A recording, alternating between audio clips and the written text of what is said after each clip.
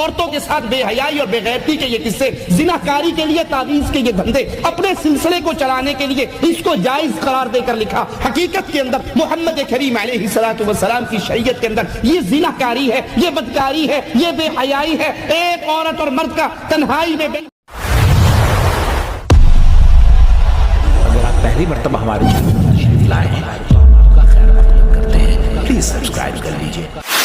تنہائی میں بیٹھنا اللہ کی شریعت حرام قرار دیتی ہے۔ عورت کا بے پردہ ہو کے بازاروں میں گھومنا بے حیائی قرار دیتی ہے۔ یہ مولوی کے پیر کے عرس پہ آئے تب بھی بے حیائی ہے، یہ حضرت کو سلام کرنے کے لیے آئے تب بھی بے حیائی ہے۔ شریعت کے ان حکموں کو آج آپ کے اور ہمارے ملکوں کی گلیوں کے اندر کیسے توڑا جاتا ہے۔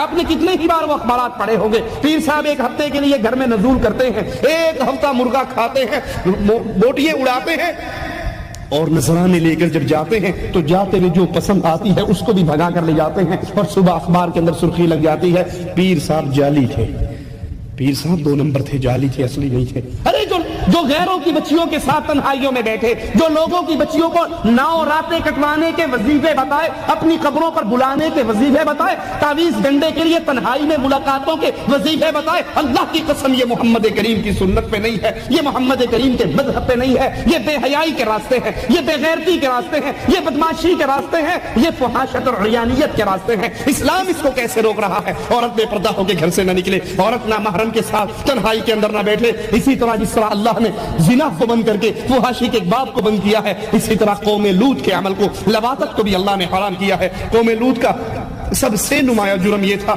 کہ وہ لوگ لڑکیوں کی بجائے، بیویوں کی بجائے، عورتوں کی بجائے اپنی خواہش مردوں سے پوری کرتے تھے۔ مالک عز و جل فرماتا ہے وَلُوطًا إِذْ قَالَ لِقَوْمِهِ إِنَّكُمْ لَتَأْتُونَ الْفَاحِشَةَ مَا سَبَقَكُمْ بِهَا مِنْ أَحَدٍ مِنَ الْعَالَمِينَ أَإِنَّكُمْ لَتَأْتُونَ الرِّجَالَ وَتَقْطَعُونَ السَّبِيلَ وَتَأْتُونَ فِي نَادِيكُمُ الْمُنكَرَ۔ لوط علیہ السلام کا بھی ذکر کرو جب انہوں نے اپنی قوم سے کہا تم اس بدکاری پر اتراتے ہو جسے تم سے پہلے دنیا بھر کے اندر کسی نے نہیں کیا، تم مردوں کے پاس آتے ہو اور تخلیق کے راستے کو بند کرتے ہو، عام مجلسوں کے اندر تم بے حیائی کا کام کرتے ہو۔ یہ جرم قوم لوط کا جرم تھا۔ اس کا آغاز قوم لوط سے ہوا کہ وہ اپنی خواہش ان لڑکوں سے پوری کرتے تھے جن کے چہرے پہ داڑھی نہیں ہوتی تھی، امرد لڑکے ہوتے تھے، ان کے ساتھ اپنا معاملات جسمانی جنسی پورا کرتے تھے۔ اللہ کی پیدا کردہ عورتیں اپنی بیویوں کو چھوڑ دیتے تھے۔ اس جرم کی وہ سنگینی کی وجہ سے اللہ نے اس قوم کو 4 ایسی اکٹھی سزائیں دی جو 4 سزائیں اس سے پہلے کسی قوم پہ یک لخت نازل نہیں ہوئی، اکٹھی نازل نہیں ہوئی، ایک ہی قوم پہ یہ 4 جمع نہیں ہوئی۔ اور وہ کیا ہے؟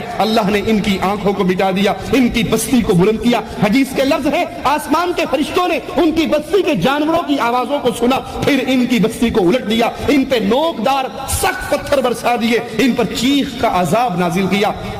وہ قوم جو بے حیائی کے اس راستے پہ چلی، جس نے عورتوں کو چھوڑ کر اپنی خواہشات کو مردوں میں پورا کرنا چاہا۔ شریعت اسلامیہ کے اندر بھی اس جرم کی سزا کیا ہے کہ فاعل اور مفعول، لوطی عمل کرنے والا، فاعل اور مفعول، ان دونوں کو اسلام کے اندر قتل کرنے کا حکم ہے جب وہ دونوں اپنی رضامندی کے ساتھ یہ جرم کر رہے ہوں۔ ابن عباس سے روایت ہے رسول اللہ صلی اللہ علیہ وسلم نے فرمایا من وجدتموہ یعمل عمل قوم لوط فاقتلوا الفاعل والمفعول به۔ مسند احمد کے اندر یہ روایت ہے جب تم کسی کو دیکھو وہ قوم لوط کا عمل کر رہا ہو تو فاعل اور مفعول ان دونوں کو قتل کر ڈالو۔ مگر افسوس آج یہ بے غیرتی، آج یہ بے حیائی، آج یہ خباثت، اس کو بھی قانونی شکل دی جا رہی ہے۔ ہم جنس پرستی کے یورپ کے اندر قانون منظور ہو رہے ہیں، جس گناہ کی وجہ سے اس بستی والوں کو اٹھایا گیا، ان کو پلٹا گیا، ان پہ پتھر برسائے گئے، ان کی آنکھوں کو ختم کر دیا گیا، چیخ کا عذاب ان پہ نازل ہوا۔ آج باقاعدہ قانونی طور پہ دائیں میرج کو قانون بنا کر ان کو جائز قرار دیا جا رہا، مرد کی مرد سے شادی، عورت کی عورت، ہم جنس پرستی ایک آزادی ہے، حق ہے اس کو جو بھی استعمال کرنا چاہے۔ اللہ کی شریعت میں یہ حرام کاری ہے، اللہ کی شریعت میں یہ بدماشی ہے، یہ بے حیائی ہے۔ اور اس وقت اس دنیا میں بیماریوں کا جو عذاب اللہ کی طرف سے کبھی ایڈز کی شکل میں، کبھی کسی اور بیماری کی شکل میں نازل ہو رہا، وہ اللہ کی اسی شریعت کے ساتھ مقابلہ کرنے کی وجہ سے نازل ہوا۔ یہاں یہ دھندا، یہ لڑکوں کے ساتھ بدکاری کا دھندا، یہ بھی صوفیاء کے ہاں، پیر پرستوں کے ہاں عشق مشوقی کے بڑی بڑی کہانیاں اس کے اندر بھی چھپی ہیں۔ یہ اسی کتاب کے اندر تذکرہ غوثیہ کے اندر بھی ایک پیر کا قصہ ہے کہ وہ ایک لڑکے پہ عاشق ہو گیا، اور حضرت حکیم الامت اشرف علی تھانوی کی کتاب ارواح ثلاثہ کے اندر بھی ان کے پیروں کے یہ قصے ہیں کہ وہ کبھی کسی لڑکے پہ عاشق ہوئے، کبھی کسی لڑکے پہ عاشق ہوئے۔ یہ وہ عمل جس کو آج